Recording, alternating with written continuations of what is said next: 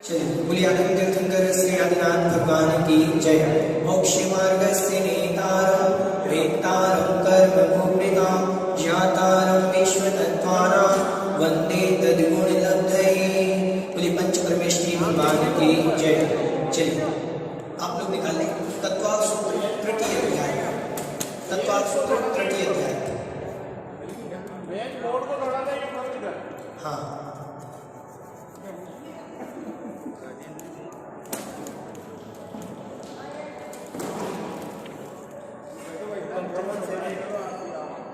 चलिए निकालें सभी तब तक तत्त्वार्थ सूत्र तृतीय अध्याय तीसरा अध्याय निकालें। तीसरा अध्याय पहला सूत्र पढ़े आप लोग मन में जो समझ में आए तब तक।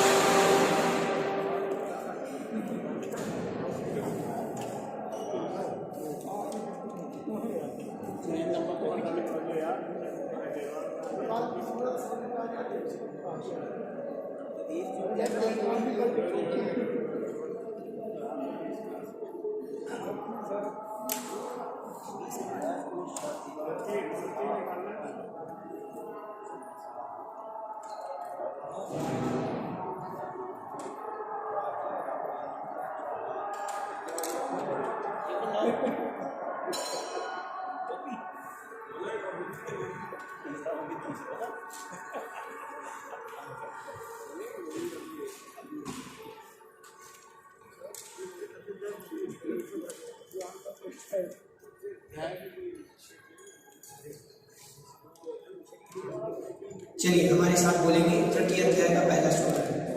रत्न शर्करा बालुका पंक धूम तमो महातमा प्रभा भूमयो घनाम्बुवाताकाश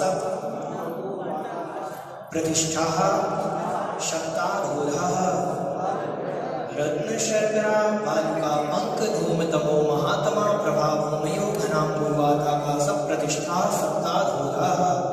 रत्न शर्करा बालुका पंक धूम तमो महात्मा प्रभा भूमयो घनाम्बुवाताकाश प्रतिष्ठा शक्तारूढ़ः।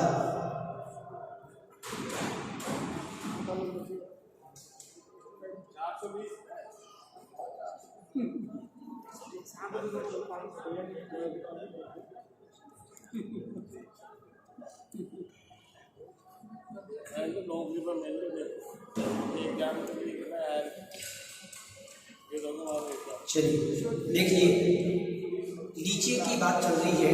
आपको हमने कल समझा दिया था कि ये तीन लोग का नक्शा है। कितना बता दिया था? ठीक है। इसमें 7 तत्व वो 6 द्रव्य रहते हैं। इसके अलावा कोई वस्तु नहीं है। इसको ना किसी ने बनाया है, ना कोई बना सकता है, ना कोई मिटा सकता है। अनादिकालीन है। ठीक। अब अपन नीचे से ऊपर की ओर चलते हैं। ठीक है, नीचे से शुरुआत होगी। हाँ बताएंगे, आप अब भी बताएंगे। ठीक है। अब ये जो आधा है, ये नीचे का जो आधा हिस्सा है, ये हमने जूम का भी बना दिया। ठीक। ये कितना है? यहाँ से यहाँ तक की लंबाई कितनी है? ऊंचाई यहाँ से यहाँ तक 7 राजा। आधा हो गया ना। ये टोटल कितना था? 14। आधा कर दिया। आधा कितना हो गया? 7 राजू। ठीक है। अब आपको भाई साहब को राजू जानने की आवश्यकता है। ये कितना प्रमाण वाला है ध्यान से सुनेंगे। चलिए लिख लेना सभी लोग। सबसे पहले समझो थोड़ा सा। एक हाथ जो होता है, ये माप देखना इतना, यहां से यहां तक का माप, ये एक हाथ होता है। ठीक है। ऐसे 4 हाथ बराबर होता है एक धनुष।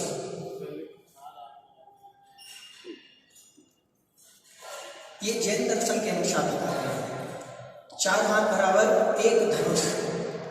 ये ऊंचाई प्रमाण है। पहले क्या होता था, जब धनुष होता था ना, तो धनुष की ऊंचाई इतनी होती थी 4 हाथ बराबर।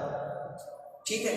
पहले तो इन चीजें होते नहीं थे कि 1 फीट 10 फीट 25 फीट। तो उन्होंने धनुष को प्रमाण बनाया कि जो धनुष होता है वो 4 हाथ बराबर होता है। तो इतना धनुष होता था। तो ये लंबाई हुई एक धनुष। ऐसे 2000 धनुष बराबर हाँ, एक लघु योजन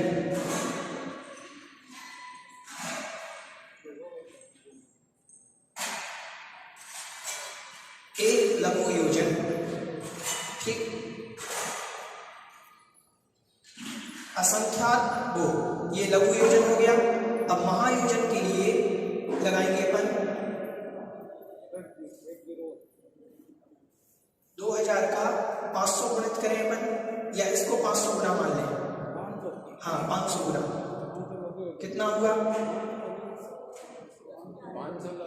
देखो एक मिनट, चलो एक मिनट बताते हैं। 10 लाख रुपया। एक योजन, एक लघु योजन होता है, एक महायोजन होता है। ध्यान से सुनो, अब हम आपको परिभाषा में समझा देते हैं, आपकी भाषा में। 1.5 किलोमीटर बराबर क्या होता है? 1 मील होता है। 1.5 किलोमीटर बराबर 1 मील होता है। 2 मील बराबर 1 कोस। समझ में आ रहा है? तो 1 कोस में कितने किलोमीटर आ गया अभी? 3 किलोमीटर। ठीक, अब 4 कोस बराबर होता है 1 लघु योजन।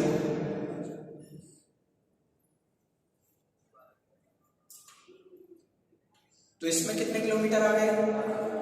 12 किलोमीटर। 1 लघु योजन मतलब बराबर 12 किलोमीटर, अर्थात 2000 धनुष की जब लंबाई होगी तो 12 किलोमीटर होगी। समझ में आ गया? 2000 धनुष की लंबाई होगी तो कितनी होगी? 12 किलोमीटर होगी। समझ में आया? ये हुआ लघु योजन। ये क्या हुआ? लघु योजन।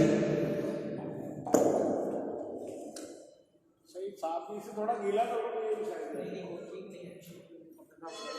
कपड़ा बढ़िया, चलिए ठीक, ध्यान से सुनो। अब ये हुआ लघु योजन।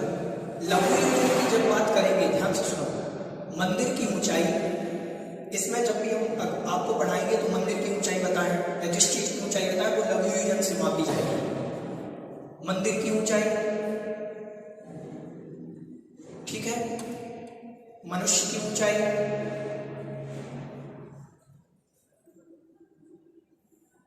ये जो होगी ये सारी लघु योजनों में आएगी। ये किस में आएगी? लघु योजन में। किसी जैसे ऐरावत हाथी की ऊंचाई, ये किस में आएगी? लघु योजन में। किसी भवन की ऊंचाई, किसी देवता का कोई भवन है और वो मान लीजिए 10 योजन ऊंचा है तो वो लघु योजन में आएगी। ठीक है, समझ में आया? तो लघु योजन, एक योजन में कितने किलोमीटर है? 12 किलोमीटर। समझ में आया? 12 किलोमीटर का एक लघु योजन। अब महायोजन क्या है? तो महायोजन होता है 2000 कोस का। ये लिख लिया आपने कि जो जो चीज हम आपको बताएंगे कभी भी, जैसे हम ऐरावत हाथी की ऊंचाई बताएंगे, मनुष्य की बताएंगे, भवन की बताएंगे, अभी आएगा भविष्य आगे पढ़ेंगे तो आपको ये याद रखना है कि यहाँ लघु योजन लगाना है, यहाँ महायोजन लगाना है। वहां लिखा होता है तत्पाल सूत्र आदि ग्रंथों में सिर्फ योजन, क्या शब्द लिखा रहता है कि इस मंदिर की ऊंचाई इतने योजन है। वहां लघु योजन और महायोजन नहीं लिखा होता, वहां सब योजन में लिखा होता है। तो हमें लगाना है कि हाँ हमें लघु योजन लगाना है या महायोजन लगाना है। लघु मतलब छोटा। ठीक, समझ में आया? इतना। चलिए अब महायोजन पर आते हैं।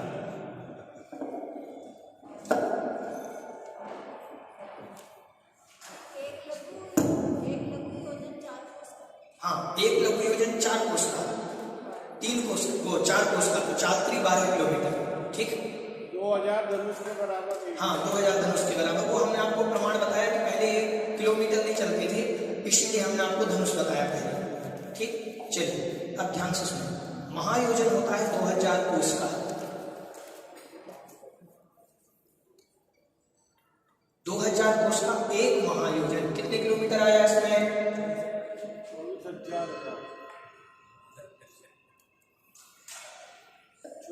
12 का एक लघु योजन हो गया ना, 12 किलोमीटर। नहीं, कोस की बात चल रही है। कोस, एक कोस कितने किलोमीटर का था?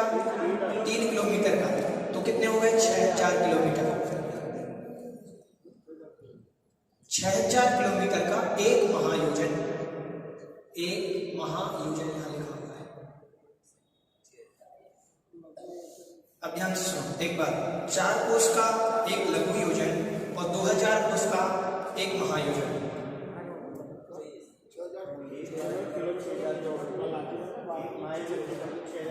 हाँ, अगर महायोजन की बात चले तो आप ये याद रख लो, चलो कोस आदि छोड़ो, 6000 किलोमीटर बराबर एक महायोजन।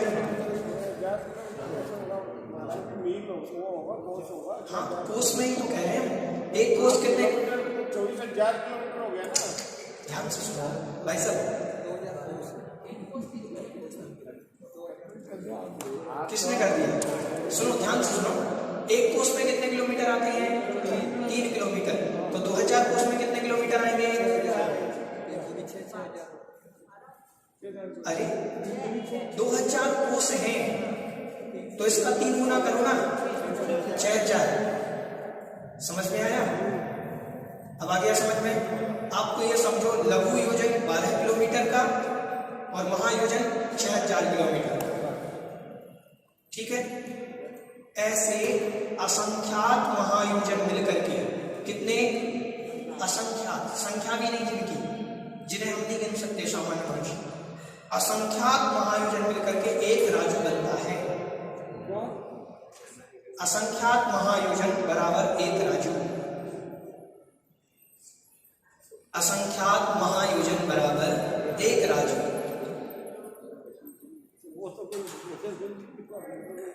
हाँ, अब इसका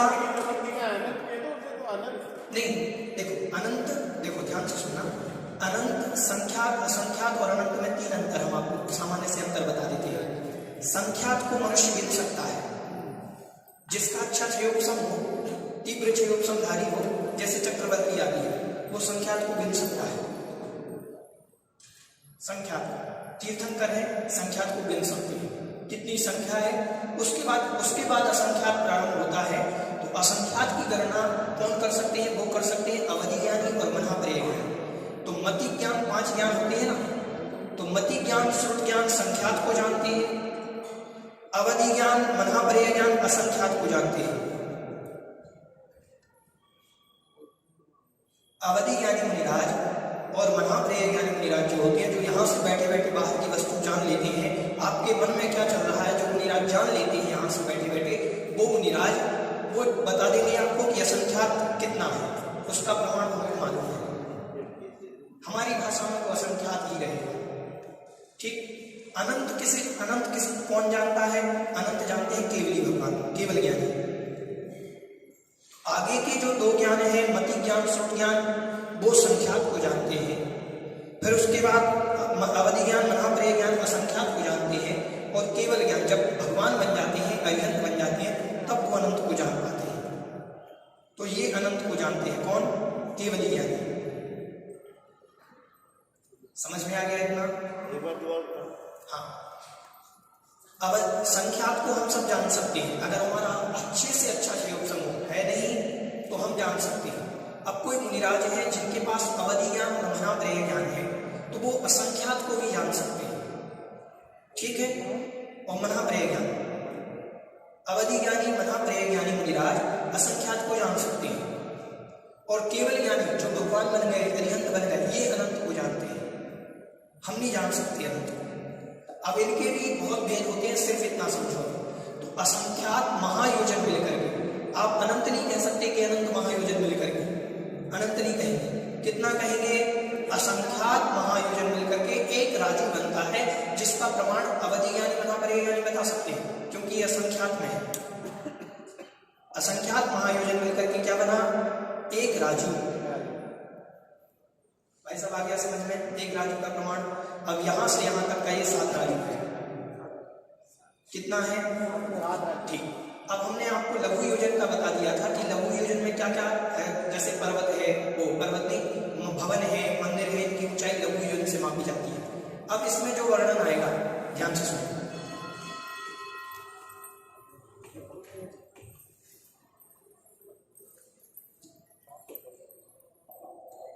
देखिए, महायोजन जो है उससे क्या क्या मापा जाता है, महायोजन से, ध्यान से सुनना एकाग्रता से, क्योंकि अब लघु योजन और महायोजन ही चलेंगे।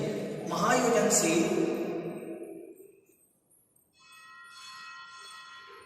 आप जैसे पृथ्वी की ऊंचाई, जैसे ये पृथ्वियां हैं, तो इन पृथ्वी की मोटाई आदि, पृथ्वी का माप, समुद्र का माप, द्वीप का माप,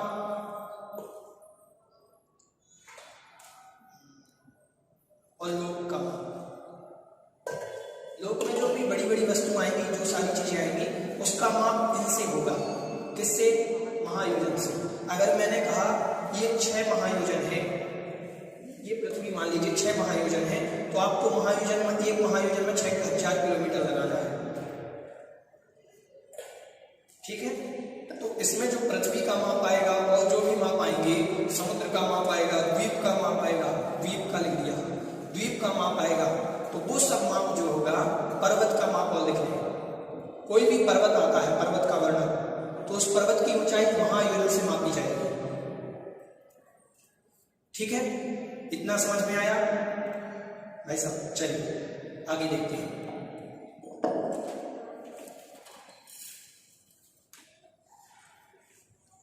तत्वार्थ सूत्र का आपने पहला सूत्र तृतीय अध्याय का पढ़ा, उसमें पहली पृथ्वी का नाम है रत्न प्रभा, लिखा है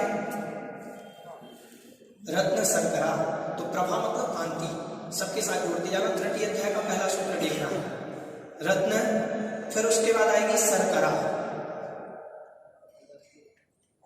फिर बालुका, फिर आएगी पंख, धूम, तम और महातम।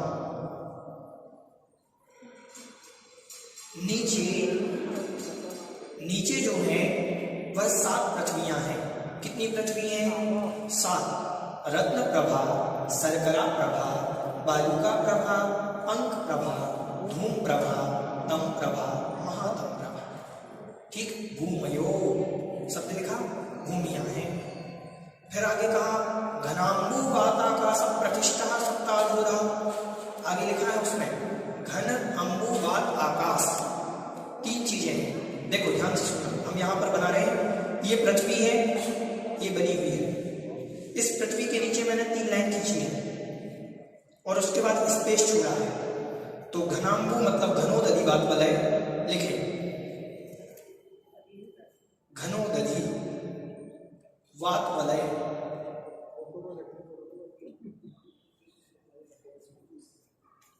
फिर दूसरी वाली जो लाइन है तनु वात वलय, घन वात वलय, घनोदधि वात वलय, फिर घन वात वलय, घन वात वलय। ठीक, उसके बाद लिखना है घनोदधि, घन और तनु वात वलय, तनु वात वलय, तनु नीचे, सबसे नीचे ये पृथ्वी है, रत्न प्रभा। पहले ध्यान से सुने, एक एक पृथ्वी, अब ये पृथ्वी जब है तो उसके लिए नीचे कुछ सहारा तो चाहिए। ध्यान से सुनो, 7 पृथ्वियां हैं नीचे, 7 अलग अलग हैं, एक दूसरे से ज्वाइंट नहीं है, तो उन ज्वाइंट पृथ्वी के लिए, ज्वाइंट नहीं है तो उनके लिए कुछ नीचे सहारा चाहिए, तो उन्होंने 3 वलयों के सहारे दिए। सबसे पहले घनोदधि वात वलय बनाया, एक नीचे, ठीक, उसके नीचे आया घन वात वलय और उसके नीचे आया तनु वात वलय। ये लेयर है, ये लेयर है, इनके ऊपर पृथ्वी स्थित है। समझ में आ रहा है? नहीं आ रहा है? जो चीज समझ में नहीं आए आप पूछ सकते हैं। तो एक पृथ्वी के नीचे क्या आ गया? घनांबु वात आकाश, घनांबु वात आकाश। अब आकाश, ये जो स्पेस बनाया मैंने खाली, इसका नाम है आकाश। इसके नीचे पहले घनोदधि वात वलय, पृथ्वी के नीचे फिर घन वात वलय, तनु वात वलय, उसके बाद है आकाश। आकाश मतलब खाली स्थान, ठीक है। फिर उसके बाद दूसरी पृथ्वी आई, शर्करा प्रभा।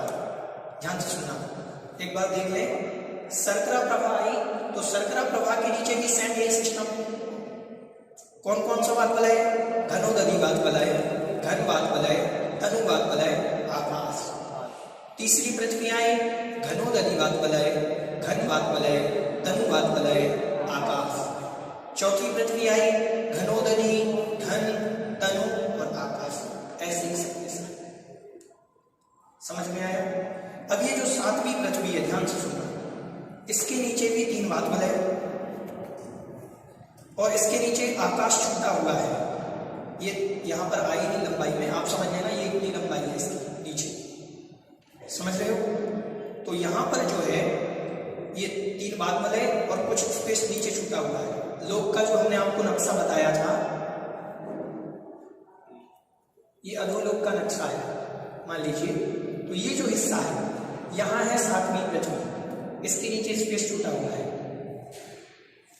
ठीक है? ये 7 पृथ्वियां हैं नीचे। अधो अधः शब्द क्या आया उसमें? सप्ताधोः, अधो अधः, अधः अधः मतलब नीचे नीचे, ठीक है? तो कौन कौन सी पृथ्वी आ गई? रत्न प्रभा, शर्करा प्रभा, बालिका प्रभा, अंक प्रभा, धूम प्रभा, तम प्रभा, महातम प्रभा। ये 7 पृथ्वियां हैं नीचे। ये पृथ्वियों के नाम है। अपन जहाँ पे बैठा है उसके नीचे हाँ, उसी पर बैठे हैं, रत्न प्रभा पर बैठे हैं। अब रत्न प्रभा में, हाँ, रत्न प्रभा पर बैठे हैं, क्योंकि यही से तो शुरुआत है ना मध्यलोक की। हम उस पर बैठे हैं। अब वो हम बाद में बताएंगे कि ये पृथ्वी क्यों नहीं दिख रही है, कुछ भी हम आगे बताएंगे।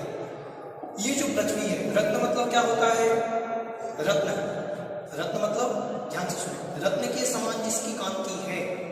अब ये पृथ्वी को आपको रत्न के जैसे दिख नहीं रही, कहाँ दिख रही है अपन को रत्न जैसे? तो रत्न के समान जिसकी कांति है तो उसका नाम है रत्न प्रभा। शर्करा मतलब होती है शक्कर। शक्कर रत्न से थोड़ी सी फीकी होती है तो सफेद है, चमकती तो है। तो शर्करा मतलब जिस शक्कर के समान जिसकी कांति है, प्रभा मतलब कांति, तो वो हुई शर्करा प्रभा भूमि, ठीक। वालु का मतलब होती है रेत, वालु समझते, रेत को बोलते हैं। तो वो शक्कर से भी फीकी होती है कलर में, तो उस कलर वाली है 3री पृथ्वी। पंख मतलब होता है कीचड़। पंख मतलब क्या होता है? कीचड़। तो गंदगी की तरह, कीचड़ की तरह जिसका कलर है वो ही 5वीं पृथ्वी, 4थी पृथ्वी। 5वीं पृथ्वी धूम मतलब होता है धुआं, धुआं, धुएं की तरह। धूम मतलब क्या होता है? धुआं, तो धुएं की तरह। उसके बाद आया तम। तम मतलब होता है अंधेरा, अंधेरे की तरह। जैसा कलर अंधेरे का होता है वैसा कलर उस पृथ्वी का है।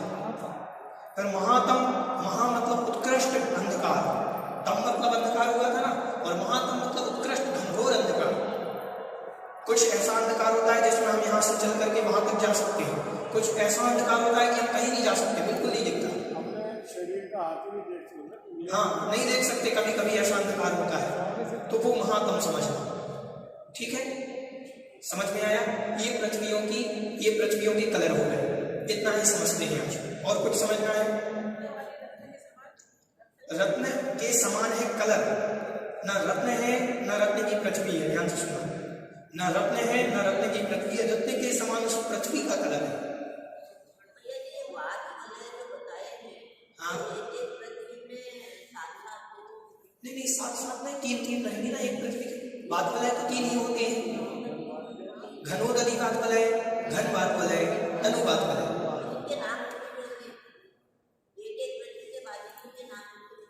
एक पृथ्वी के बाद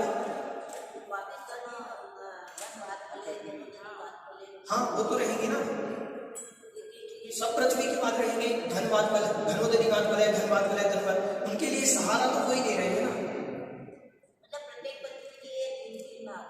हाँ, ठीक है, प्रत्येक पृथ्वी के लिए वो 3 भाग सहारे के लिए होंगे। ये समझ में आया?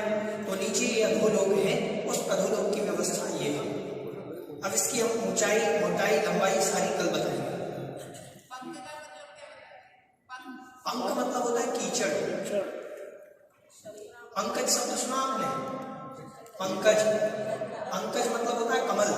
तो पंख मतलब कीचड़ में जा मतलब उत्पन्न होगा, पंकज, तो कीचड़ में खिलने वाला, उसे कहते हैं पंकज।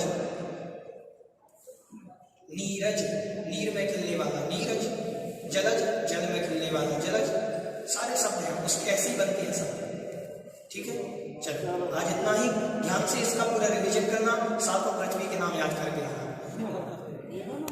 चलिए, हाँ, हमने कहा अभी बता रहे हैं, सिर्फ आप इतना समझो, अभी अपन ने इतना पढ़ा है। इसके बाद पृथ्वियों की मोटाई, इनके कितने भाग विभाग हैं, इनमें कौन रहता है, कितने बिल हैं, इनकी ऊंचाई क्या है, वो सारी चीज हम कल बताएंगे। आगे आगे अपन पढ़ेंगे। इतना समझ में आया? इतना याद करना, ज्यादा पढ़ेंगे तो आपके ऊपर से चला जाएगा। नवार्ण मुकामी तो पढ़ ले बेटा। वर्तमान में चल रहा वो बताओ। बचेगी ना? नहीं, यहाँ से अभी जाएंगे वहां।